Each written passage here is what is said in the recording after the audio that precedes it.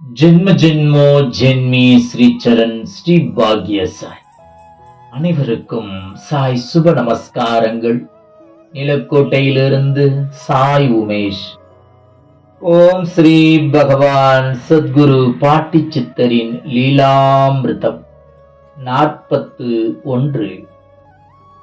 ஈரோடு கொடுமுடி பேராசிரியர் திரு டாக்டர் சம்பத்குமார் அவர்களுக்கு குருவின் கருணையால் திருமண வாழ்வு இனிதே ஆரம்பித்தது. ஒரு பெண் குழந்தையும் பிறந்து ஐஸ்வர்யா எனும் திருநாமமும் சூட்டப்பட்டது. அவ்வப்போது பாட்டி சித்தர் இவரை பார்த்து சிரித்தது இவரது ஞாபகத்தில் வந்து வந்து போகும். அவர் ஒரு சித்த புருஷர் என்று தெரியாத காரணத்தினால் அப்படியே இவரும் மறந்து விடுவார். மறுபடியும் அவ்வப்போது பாட்டியின் நினைப்பு அவரது நினைவில் வருவதும் போவதும் பின்னே மறப்பதுமாக பாட்டியின் சிரிப்பு இருந்து வந்தது. இவரது மகள் ஐஸ்வர்யாவின் சிரிப்பும் பகவான் பாட்டி சித்தரின் சிரிப்பும் ஒரே மாதிரி இருந்தமையால் திரு சம்பத்குமார் அவர்களுக்கு பாட்டியை அதிகமாக நினைவுபடுத்தியது. 5 ஆண்டுகள் ஓடின. 2007 டாக்டர் நடராஜன் ஐயா அவர்கள் இவரிடம் நாமக்கல் மோகனூரில் பாட்டி சித்தர் என்று ஒருவர் இருக்கிறார் என்றும் அவரை சந்தித்தால் மாற்றம் நிச்சயம் என்றும் என கூறினார்கள். திரு சம்பத்குமார் அவர்களின் மனம் வாழ்வின் மாற்றத்தை விரும்பியது.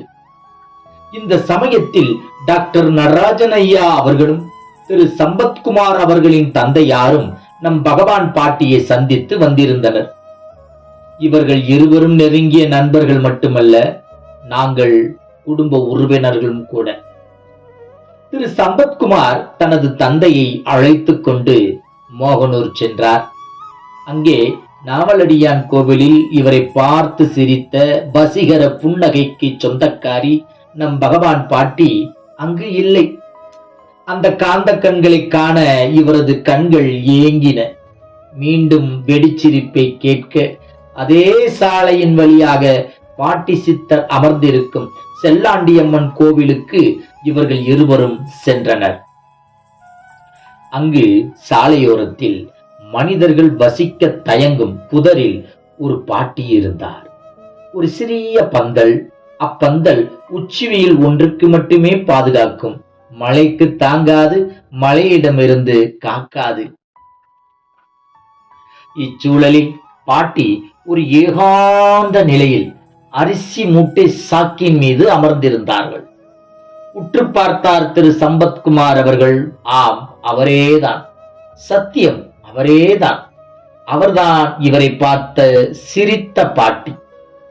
ஆம், அவர் பெயர்தான் பாட்டி சித்தர். இடமாறி அமர்ந்திருந்தார் என்றாலும் அடுத்தவர்கள் கூறி இவர்கள் கேட்டுக்கொண்டு உறுதிப்பட்டு கொண்டனர். இவரது மனம் குதூகலித்தது. ஓர் குழந்தையை போல், தாயை பிரிந்த கன்று போல இருந்த இவருக்கு பிரபஞ்ச தாயை ஆதிவரா சக்தியை பார்த்தவுடன் ஆனந்தத்தில் ஆர்ப்பரித்தார் திரு டாக்டர் சம்பத்குமார். அகிலாண்ட கோடி பிரம்மாண்ட நாயகி அவர்களின் முன் சிரம் தாழ்த்தி வணங்கினார். பாட்டியின் பாதத்தில் சரணாகதி அடைந்தார். அக்கணமே தன்னை முழுவதையும் பாட்டியிடம் ஒப்படைத்தார் திரு டாக்டர் சம்பத்குமார் அவர்கள். சிஷ்யன் உலகத்தில் எம்மூலையில் எங்கிருந்தாலும் குரு எப்படி சிஷ்யனிடம் அன்பென்னும் சூட்சம கயிற்றை வீசி காலம் வரும் பொழுது தன்னிடம் இழுத்து வர வைக்கிறார் பாருங்களேன். இந்த இடத்தில் இன்னொரு விஷயத்தையும் டாக்டர் சம்பத்குமார் அவர்களை பற்றி கூறுவது மிக உத்தமம்.